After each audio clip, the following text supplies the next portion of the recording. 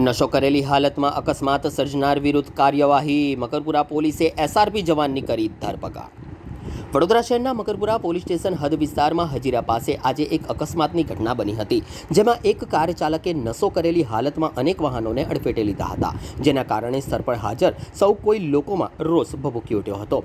આ બનાવની જાણ કરવામાં આવતા જ વાડી 112 જનરક્ષક મકરપુરા હજીરાની સામે ગોકુલનગર સોસાયટી પાસે એક્સિડન્ટ વર્દી મળી હતી, જેમાં મદદમાં જવા જાણ કરતાં જ વર્દીવાળી જગ્યાએ મકરપુરા હજીરાની સામે પહોંચતા જ ત્યાં મકાનના માલિક મહેશભાઈ નારાયણદાસ મૂલચંદાણી જોવા મળ્યા હતા.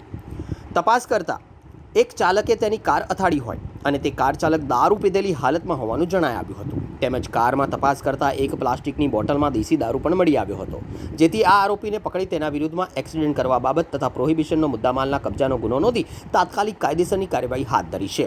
મળતી માહિતી અનુસાર રાજેશભાઈ ધનજીભાઈ પાંડવ રહેવાસી અરવલ્લી અને નોકરી એસઆરપી ગ્રુપ 12માં ગાંધીનગર ખાતે કરે છે.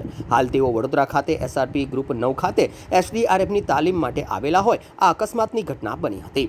જોકે મકરપુરા પોલીસે તેઓની અટકાયત કરી તેમના વિરુદ્ધ કાયદેસરની કાર્યવાહી હાથ ધરી છે. આજરોજ મકરપુરા પોલીસ સ્ટેશન વિસ્તારમાં બરોડા ડેરીથી પ્રતાપનગર તરફ જવાના રોડ પર એક અકસ્માતનો બનાવ બનેલો, જેમાં વાહન ચાલક પોલીસ કર્મચારી છે. આ પોલીસ કર્મચારીએ નશાની હાલતમાં ગફલતભરી રીતે વાહન ચલાવીને કેટલાક લોકોને ઈજા પહોંચાડેલી છે અને એ બાબતે મકરપુરા પોલીસ સ્ટેશનમાં અકસ્માતનો ગુનો નોંધવામાં આવેલો છે.